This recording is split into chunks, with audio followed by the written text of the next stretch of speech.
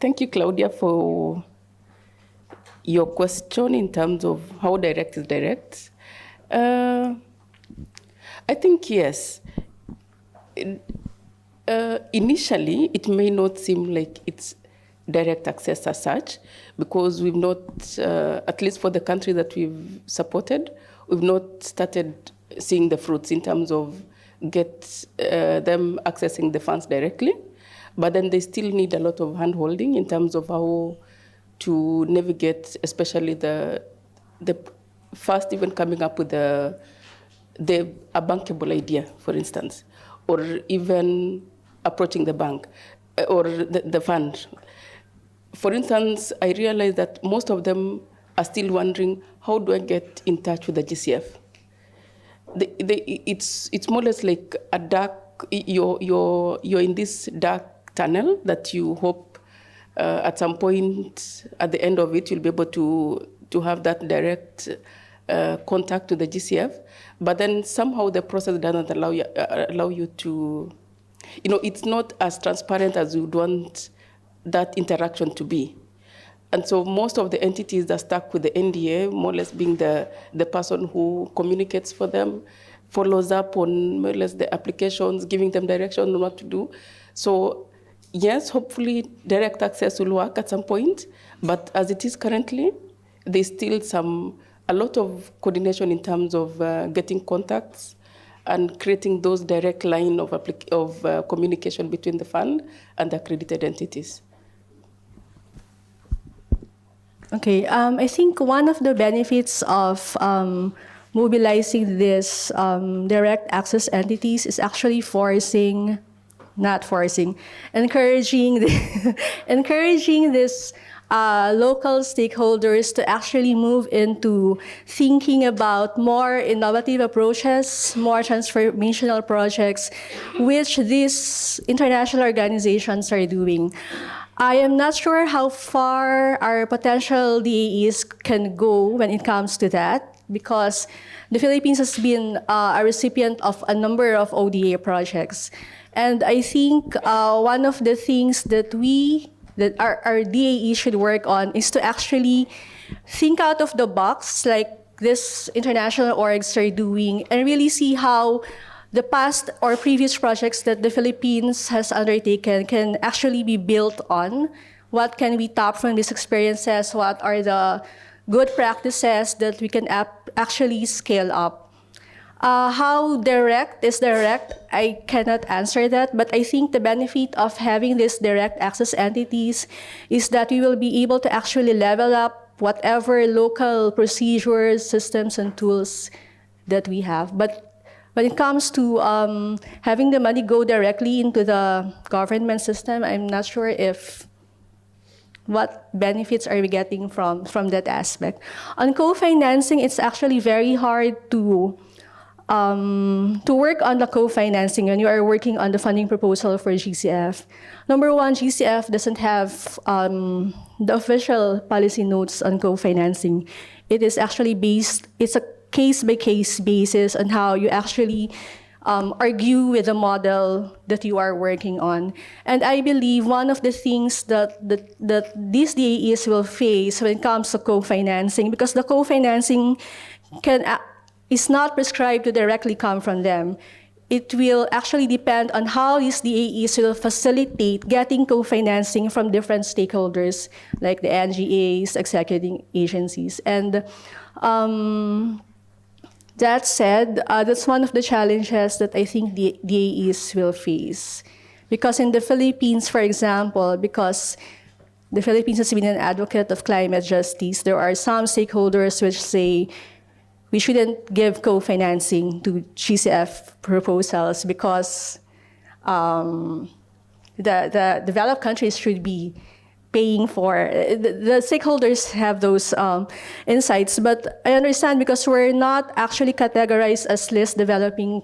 We're a middle-income country when it comes to development work. So I believe from a personal point of view, we have to be investing on whatever climate change strategies we would like to establish in the Philippines. So those are the things that I think the Philippines still needs to work on.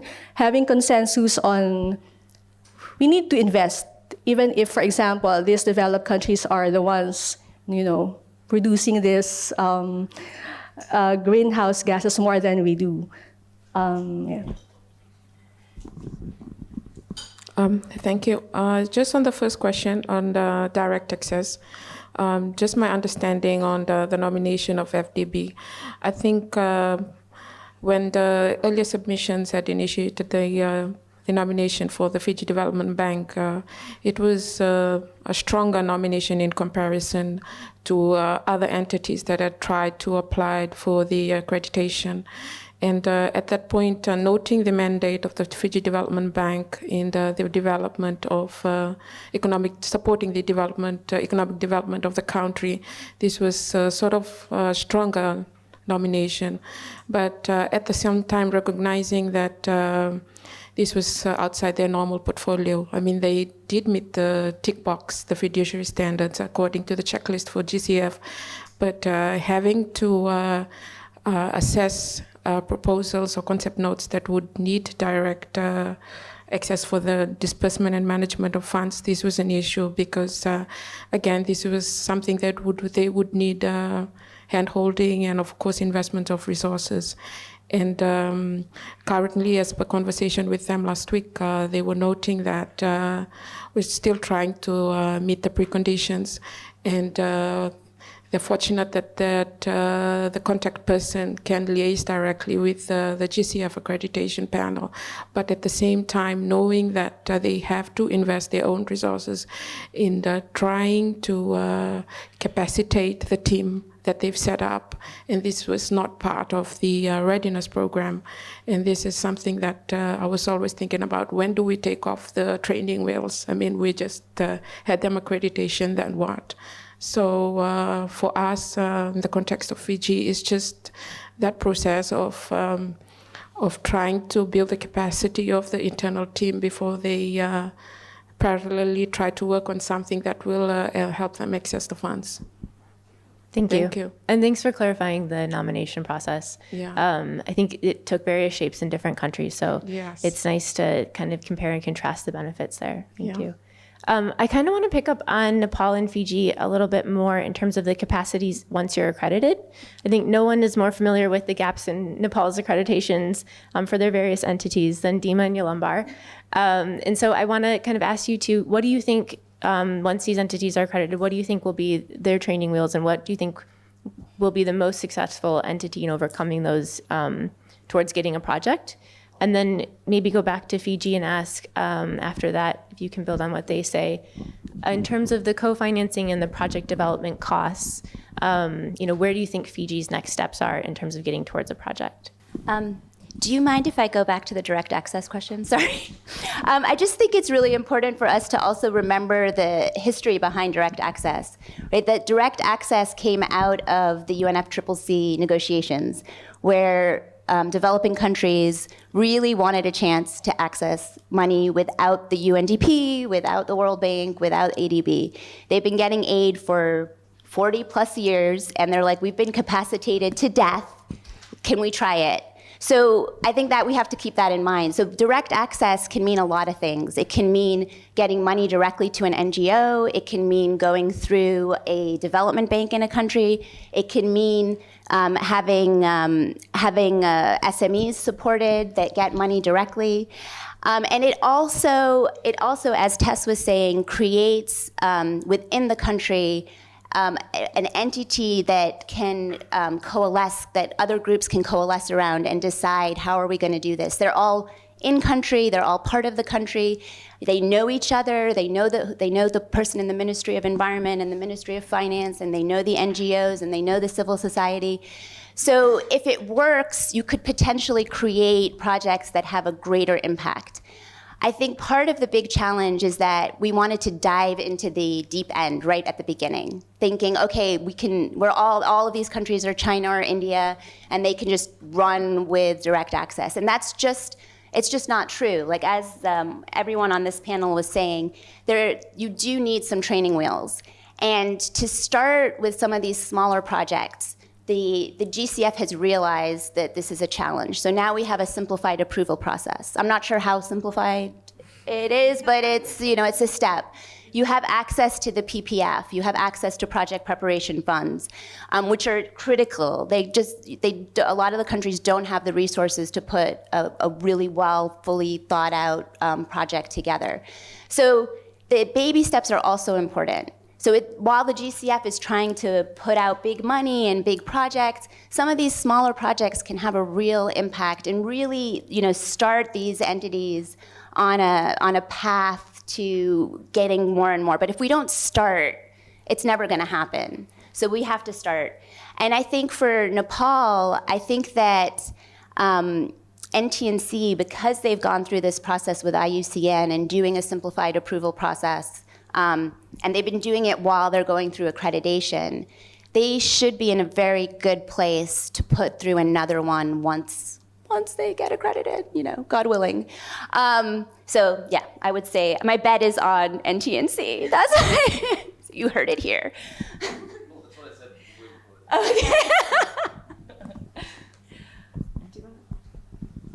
Okay. I think for my question, probably just elaborate a bit on the co-financing. In the context of Fiji, this is something they're still trying to navigate around with the assumption that this would be clearly articulated once they've decided on what proposal they were going to go through with. At the moment, they do have a listing. This is aligned to the National Development Plan, which stipulates what are the midterm or the long-term needs for infrastructure. And as Jessica had earlier stated, initially they were going to go for housing and tourism, but now the focus has been on infrastructure, mostly because, to correct me, it's transport. This is aligned to perhaps the goals they have for the NDC. But at the same time, this is something that they are still trying to figure out, navigate on what co-financing will mean to them. But they have to first, in my understanding, nominate the project or that they were going to go with.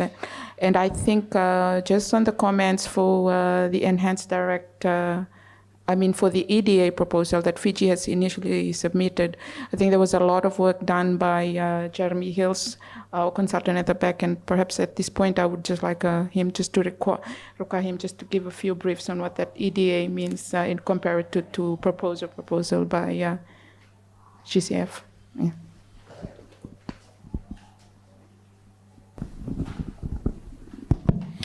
So yeah, we were pushing forward with an EDA proposal, Enhanced Direct Access proposal, and that was seemed appropriate because it's more like a program type approach where the accredited entity was required to create the governance arrangements and the stakeholder base around the program, but not stipulate so much the details of the program. So once you have the stakeholder base and the governance arrangements in place, then as the program started, then that would then start to direct the work in a more detailed fashion. So it seemed an appropriate way to go because it was slightly lighter on all those technical, details and requirements and things like that that other project proposals were necessitated. So at this time, there was a sort of a funding envelope for EDA proposals for newly accredited direct access entities. And so we started down that route for trying to develop a proposal in that area because it matched the sort of capacities and capabilities that there were existing within Fiji Development Bank as it moved towards accreditation. So that was the why we fixed onto EDA. And this is before the simplified application process, the SAP had arrived and things like that. But EDA was seen as the way forward because of this slight retraction away from some of the very detailed requirements and technical analysis required for a full proposal. Yeah. And I think in addition, probably just to state that in the context of Fiji, the EDA would not proceed or would make any solid decision without consulting with the NDA at first. And And this was at first a good thing because then they has to be on the same level with the NDA. But the drawback would be for us is that the response that the NDA, the time they'll take to make a decision on certain things, and it has noted that it had gone beyond the timeline that we had expected for the project. But in essence, there was you have the EDA, which is a state-owned bank, and also noting that the NDA was making executive decisions for them, and noting that relationship, but the drawback for us for the project would be the timeline response from the NDA. So I want to kind of pick up on the NDA and DAE relationship. Yeah. I think when we think about the DAEs, and we've talked about this, and Lombard just mentioned it, filling the gap in their own budgets is not necessarily the objective, but it's their ability to work with the NDA and other stakeholders on channeling that finance. So I don't want to focus on projects because we'll talk about that a lot this afternoon, but maybe you can all sort of open up to, explain to us the relationship between your NDA, the country program, or the country priorities in terms of climate change, and the role that the DAE understands it should be playing in that mix for the country as a conduit. And do you want to add anything? No. Okay. So maybe, do you want to start? And then. Okay. Perhaps for us, I think just regular engagement and just that relationship between the NDA. I mean, I would say the NDA in terms of the proposal were not explicitly involved, but the EDA in the sense that they would not, the DAE would not make any solid decision without notifying the NDA, and they were not comfortable in moving forward without informing the NDA, and the NDA would give the okay. But in some cases, in this context, the NDA would be the one pushing for what they should go for, and then they would take the decision from there in terms of a proposal on how to move forward and all. But that's for proposals and projects. But in terms of the other things, the DAE already understood what they need to do, and they're working on that. Without having to wait for the NDA's decision, but they recognize that the NDA has an important role to play, and they would not, realistically, when we ask them, okay, what's your decision on this? It's like, oh, no, we have to wait for the NDA, let's hold a meeting. They give us the green light, and then we can come back to you. And the drawback for us has always been the time to think. But, the pro is that knowing that relationship is there, and they're only comfortable once the NDA has given them the green light, and then they're okay to proceed. Perhaps does that answer your question? Yeah, it does. And I think Fiji is actually really unique in that the NDA and the DAE are literally across the street from each other. And so there is a very close collaboration and relationship there. And I think the DAE, the FDB, is very good at reaching out to other stakeholders who might be executing entities on the project. So I think Fiji is a good example of fulfilling the role that is really intended, that those kind of 3 steps in the evolution of what is really the purpose of accreditation. I think FDB is a really good example of being able to bring together the right stakeholders and look for the green light from the country priorities from the NDA. So thank you. For me, the NDA has a very significant role when it comes to the nomination of DAEs. I think the mix of DAEs, the type of DAEs, and the types of projects that these nominated DAEs can do actually gives signals to GCF on what the country would actually like to do with GCF money. For example, the Philippines indicates that adaptation is our priority. And then we nominated 2 banks which are more into doing mitigation projects. Then we said we're missing an entity that can actually do adaptation projects for the Philippines. So when we opened the call, we specifically indicated that we would like to have an entity that can do adaptation projects for the Philippines. So number 1, the NDA is very critical when it comes to selecting the types of DAEs that it will nominate to GCF. And number 2, I think one of the things that will make the DAEs more effective is having the NDAs understand what these DAEs need after the accreditation process. The new NDA, the Climate Change Commission of the Philippines has actually recognized that after this readiness program, these 3 DAEs would need more support from them when it comes to concept note development, project proposal development. Thus, for the readiness proposal that we are developing with the NDA, more actually will be going to capacitating these DAEs on preparing concept notes and project proposals, which is actually a big shift on how they think about utilizing the readiness proposal of GCF. It has moved from strengthening the NDA to actually looking at different stakeholders which need to be capacitated on being ready for the GCF projects. So on that note, I think the DAEs have a good relationship with the NDA.